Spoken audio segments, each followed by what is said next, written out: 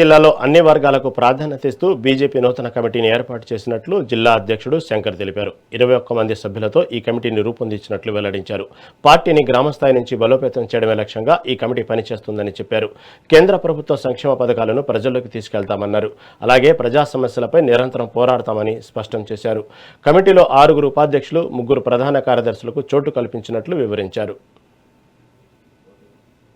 Bharatiya Janata party Siddipet జిల్లా రాష్ట్ర అధ్యక్షులు రామచంద్రరావు గారి ఆదేశం మేరకు గౌరవ పార్లమెంటు సభ్యులు శ్రీ మాధవనేని రఘునందన్ రావు గారి సూచన మేరకు దాదాపు అన్ని వర్గాలను సమన్వయం చేస్తూ పార్టీలో కష్టపడే అందరి కార్యకర్తలకు గుర్తింపు ఇస్తూ జిల్లా కార్యవర్గాన్ని ఈరోజు ప్రకటిస్తూ ఉన్నాం.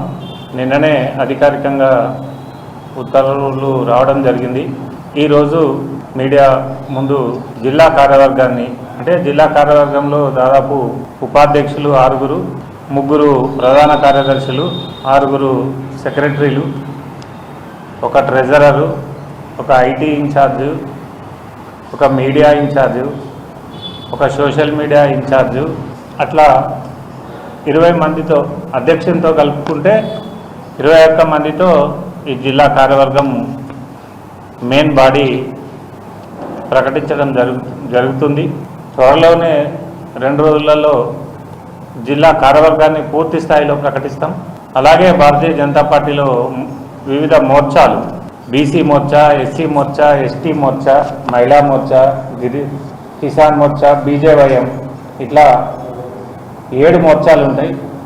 7 మోర్చాలకు కూడా మొన్ననే అధ్యక్షులను 5 మోర్చాలకు అధ్యక్షులను ప్రకటించడం జరిగింది.